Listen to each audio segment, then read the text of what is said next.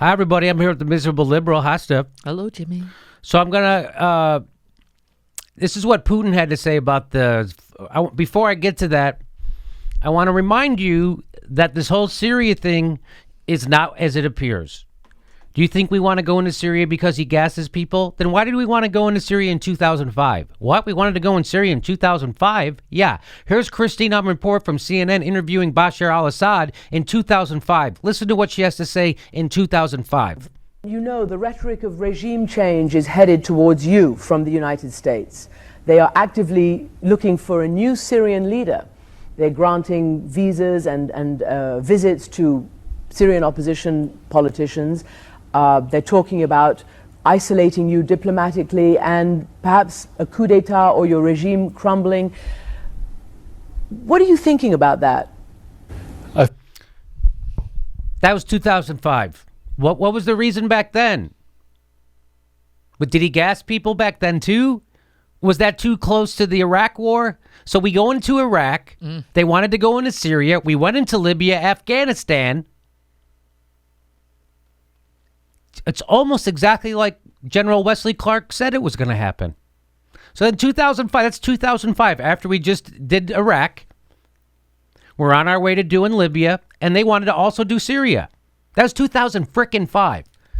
So we have other videos that debunk the first gas attack in 2013. They blamed on Assad. Wasn't him. It was the ISIS rebels who we're supporting. So you know, the United States is supporting ISIS in Syria. We're training them and arming them. That's happening.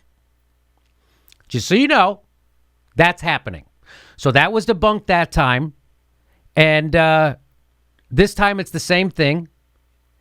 Just so you know, the last time we were sure we had chemical weapons, 1 million people died. Just so you know, we were super sure. And the media was super sure too. Just so you remember. So now here's what Putin had to say about the gas attack. Now, just so you know, it makes absolutely no sense that Bashar al-Assad would do a chemical attack because he was winning the civil war. They had ISIS on the run, and anywhere they were surrounded.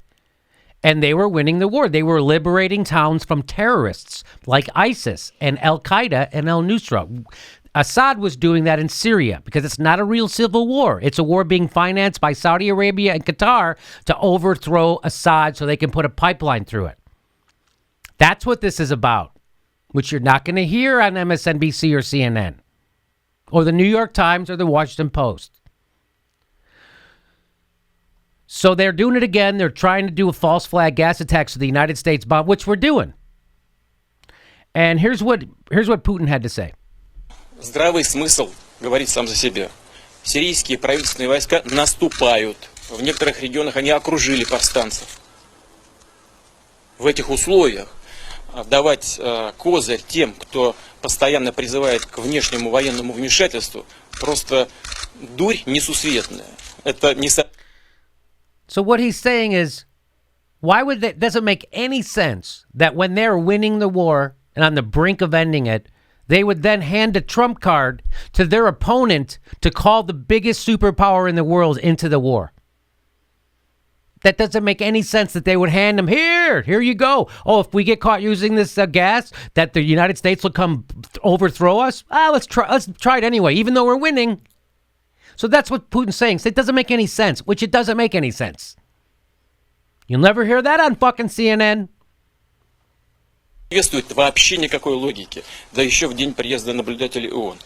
Поэтому я убежден, что это не более чем провокация тех, кто хочет втянуть другие страны в сирийский конфликт, кто хочет добиться поддержки со стороны могущих. I don't know if people can read that, so I'll read it for him. Should I read it for him? Here, I'll read it for him. He said, I am more than assured that this was simply provocation on behalf of those that would like to pull other countries into the war, that would like to garner support from other militaries, the U.S. primarily. Участников международной деятельности, прежде всего, конечно, Соединенных Штатов. У меня в этом сомнений нет. I have no doubts about this. Что касается позиции наших американских, when it comes to the position of our American friends, друзей, которые утверждают, что They keep saying that Syrian government forces were the ones that had used the chemical weapons, and they have evidence. Правительственные войска применили оружие массового уничтожения, в данном случае химическое оружие, то и говорят, что у них есть такие доказательства, но пусть тогда они Well, then show us said evidence. Show the UN observers and show us at the Security Council. предъявят инспекторам ООН и в Совет Безопасности ссылки на то, что у них такие доказательства есть, но они секретные, они никому не могут их. Saying that you have evidence, but it is secret and not available for scrutiny, it's simply disrespectful to your partners in the international community. Оставить не выдерживать никакой критики. Это просто неуважение к своим партнерам и к участникам международной деятельности. Если есть доказательства, они должны быть предъявлены. И если они не предъявлены, значит их нет. If evidence exists, it must be shown. If it's not shown, then it does not exist.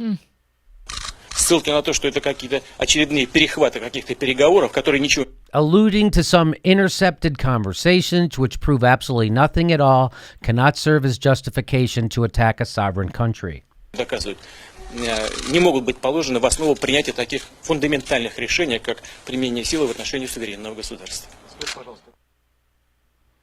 So that's what he had to say about it. And, I don't know, makes fucking perfect sense. It makes a lot more sense than anybody in the United States talking about Syrian conflict right now. In fact, that makes sense.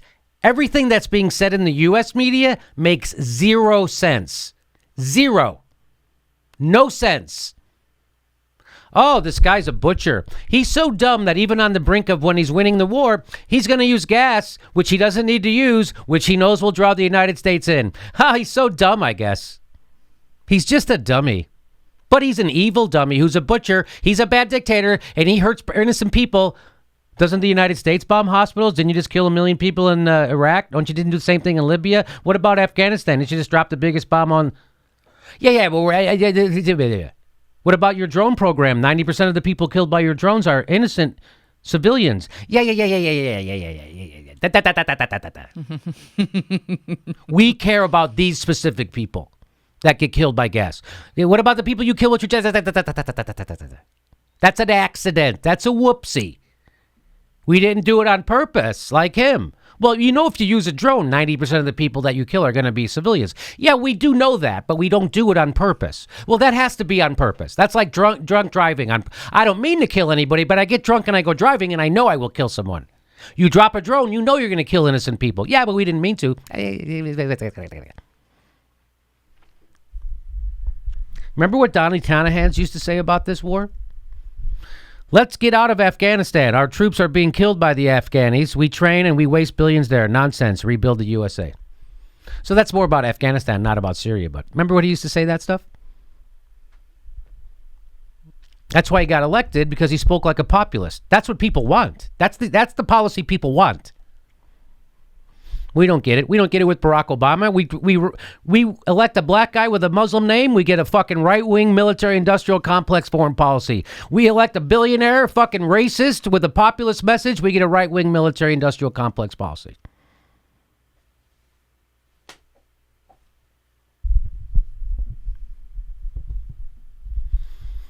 So I'm still suggesting to everyone stop listening to the assholes on mainstream news media, on TV, in the Washington Post and the New York Times. Stop listening to those fucking assholes, because they are, and they're worthless, and we have to overcome them. And you see why horrible shit happens in the world. You see, look at the media, look at the politicians, look at this. You ever see that movie, Mr. Smith Goes to Washington? That was back frickin' in the 40s? It's a million times worse now. And everybody knows it. Well, I don't know if everybody knows it. That's why I'm telling you. Everybody in the know knows it. Everybody at MSNBC knows they're full of shit, by the way. They do. They do. But $30,000 a day gets you to say a lot of bullshit. Rachel Maddow is a fucking bullshitter. and a menace to our country. And you wonder why people get their news from YouTube.